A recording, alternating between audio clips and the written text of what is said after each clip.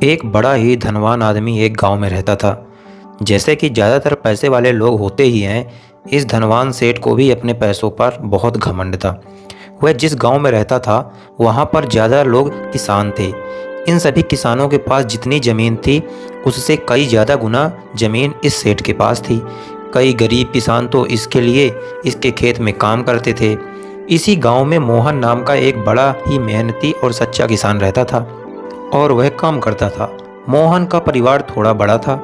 उसके परिवार में उसके बूढ़े माँ बाप, पत्नी और 3 छोटे छोटे बच्चे थे।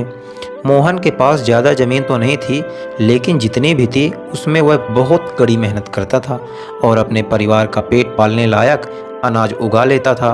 बाकी के किसान भी यह देखकर हैरान रह जाते थे कि कोई कैसे इतनी सी ज़मीन में इतना ज़्यादा फसल कैसे उगा सकता है। एक वर्ष उस गांव में काफ़ी ज़्यादा बारिश हुई, जिसके चलते कई किसानों की फसलें बर्बाद हो गईं, जिसमें से एक मोहन भी था।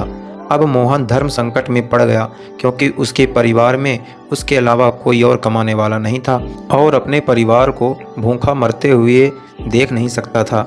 वह जानता था कि इस गांव में अगर कोई उसकी मदद कर सकता है तो वही घमंडी सेठ है, जिसने गांव के कई अन्य गरीब किसानों को या तो कर्ज दिया है या तो अपने यहाँ काम पर रखा हुआ है। हाथ पर हाथ धरे बैठे रहने के बजाय उसने इस सेठ के पास जाने का फैसला किया और एक दिन उसके पास पहुँच गया।